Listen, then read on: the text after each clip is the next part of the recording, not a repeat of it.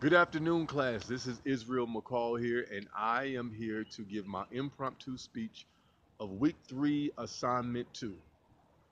And this impromptu speech is to explain what I've learned from this class thus far.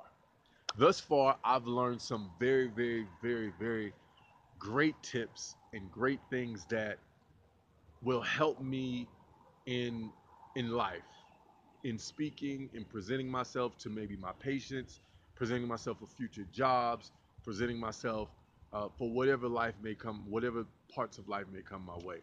The first thing that I've learned in this class is preparation, preparing for a speech, preparing for the smallest speeches to the largest speeches, for preparing for um, speaking to little children, babies, toddlers, 4, 5, 2 year olds, and how elaborate you may have to be, how colorful your personality may have to be, and then maybe speaking to elders, people who are in their 60s and their golden ages, how to prepare for speeches of working class people, how to prepare for a speech for um,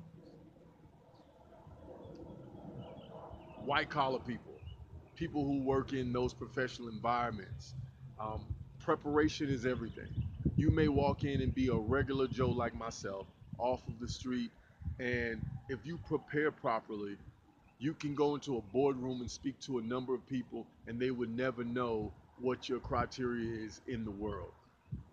That's number one, preparation. Number two, I learned hand gestures and how important hand gestures are in a speech. I learned that hand gestures paint a visual for your audience. Hand gestures make you um, make your audience, or allows your audience to understand what you're saying and kind of imprint in their brain, kind of imprint the things in their brain, and then they remember it, and they can say, hey, remember that guy that was speaking and he was using these hand gestures and he said, I can't remember exactly what he said, but I know he did this.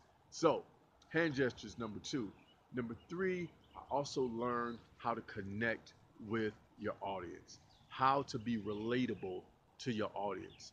Um, as far as your verbiage, you don't have to use beautiful painted words to to relate to people, because everybody doesn't relate to those. There's different genres of people, different education levels of people, and if you keep it personal, if you keep it, depending on the conversation in the audience, if you keep it where people can relate to you, then now they can understand you.